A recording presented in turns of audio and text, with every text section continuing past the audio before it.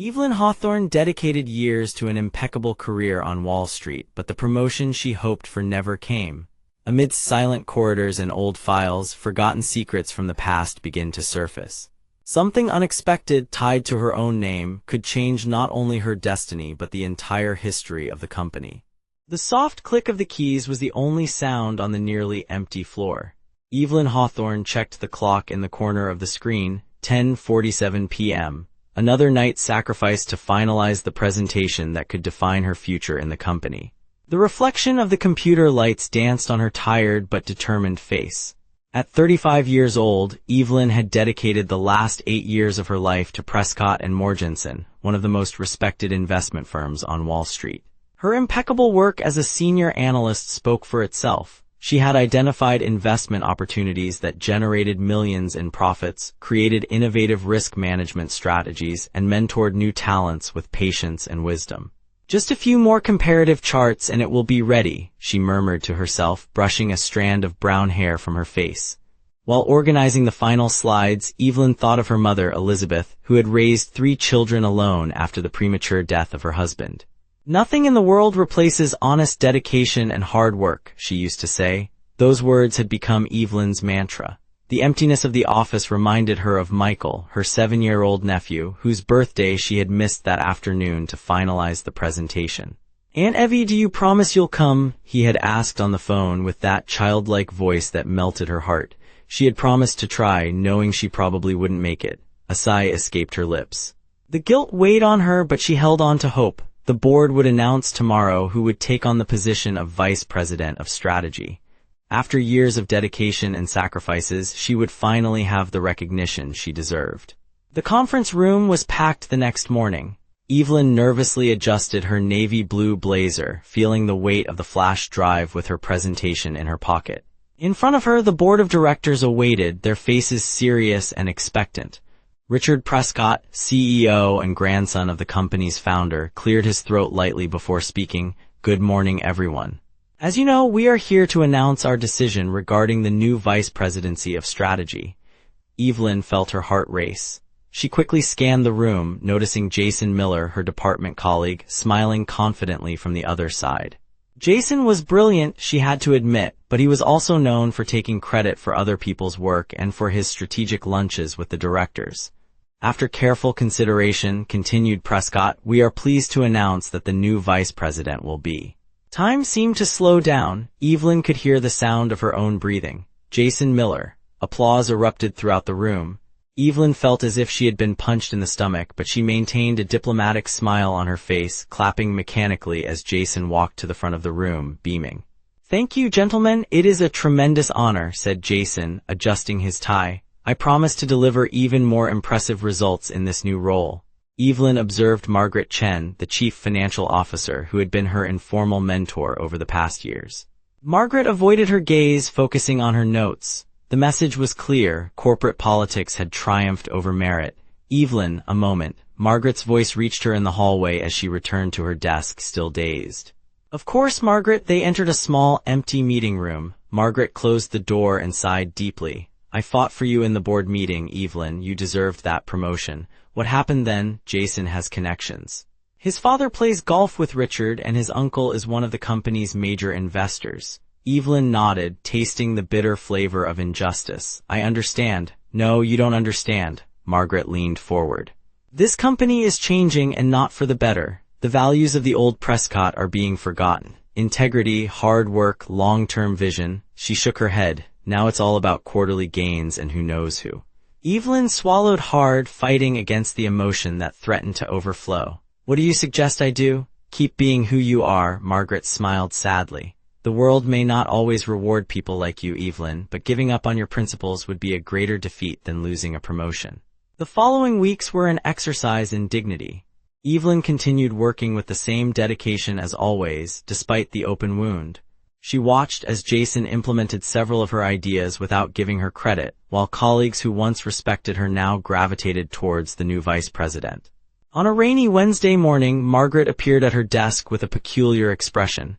"I need your help with something," she said, handing Evelyn a folder. "We are preparing the annual audit, and I found some inconsistencies in the old files." Could you reorganize and verify this documentation? Evelyn frowned. Wouldn't this be work for a junior analyst? Margaret smiled enigmatically. I trust your discretion and attention to detail. Besides, these documents date back to the early days of the company. I think you will appreciate the history. The archive room was in the basement, a rarely visited space where Prescott and Morgensen's history slept in dusty boxes and metal files. Evelyn turned on the fluorescent lights and looked around, feeling strangely at peace in that sanctuary of paper and history. For 3 days, she immersed herself in the records, organizing them meticulously. There was something therapeutic about touching those documents: old typewritten contracts, business correspondence on yellowed letterhead, handwritten financial reports in an elegant script that was no longer seen. On the afternoon of the 3rd day, Evelyn opened a box marked Founding Agreements 1952. Inside, she found folders organized alphabetically. Without thinking much, she flipped through until she reached the letter H. Her heart almost stopped. There, among faded folders, was a thick paper-sealed envelope with her name written in faded blue ink, Evelyn Hawthorne. Her hands trembled as she picked up the envelope. It was impossible. The company had been founded decades before she was born. How could her name be there? With trembling fingers, she broke the seal and withdrew a set of carefully folded documents. At the top of the first page, in elegant letters, Beneficiary Stock Participation Agreement, Evelyn Hawthorne. Evelyn blinked several times, incredulous. Slowly, she began to read. The document detailed how Edmund Prescott, the company's founder, had established a stock fund for the descendants of his closest friend and initial partner, Charles Hawthorne. The shares had been held in trust, accumulating dividends, awaiting an heir who would demonstrate the same values of integrity, vision, and dedication that characterized Charles. Evelyn sat heavily on the metal chair, her mind processing the information. Charles Hawthorne was her paternal grandfather, who had passed away before her father was even born. The family rarely talked about him, except for occasional stories about how he had been a respected businessman who lost everything during the Great Depression. Or perhaps he hadn't lost everything. As she continued reading, the reality became even more astonishing. According to the contract, the designated beneficiary would receive 7% of Prescott and Morgensen's shares upon completing 8 years of exemplary service at the company, provided they demonstrated the stipulated qualities. 7%. Evelyn did a quick mental calculation. This would make her one of the largest individual shareholders in the company. Attached to the contract was a personal letter signed by Edmund Prescott. To the heir of Charles, if you are reading this letter, it means you have found your way to the company we built together and have demonstrated the character I so admired in your ancestor. Charles sacrificed a lot for Prescott and Morgensen in the early years, refusing to accept any public recognition. His modesty and integrity were as great as his talent. The shares detailed in this contract are just a small part of what he deserved. Use them wisely and always remember, the true value of a person is not in their title or position, but in the way they influence those around them. With sincere admiration, Edmund Prescott's silent tears rolled down Evelyn's face. She thought of her father, who had died when she was only 12, but who always spoke about the importance of doing what is right, even when no one is watching. Suddenly, a voice came from the door. I see you found it. Margaret was standing in the entrance, watching her with a kind smile. Did you know? Evelyn asked, quickly wiping away the tears. Margaret walked in and closed the door behind her. Not until recently, when Richard announced he would give the promotion to Jason, something in me was stirred. I started digging through old files, looking for something that could help you. And I found a reference to the agreement with the Hawthornes in Edmund Prescott's diaries. Evelyn looked again at the documents in her hands. This seems impossible. How could something like this be hidden for so long? The company changed a lot since Edmund's days. Many of the original principles were diluted. Margaret sat down next to her. Richard probably doesn't even know about this agreement, but it is legal and binding. What do I do now? Evelyn whispered, feeling the weight of the discovery. That's up to you.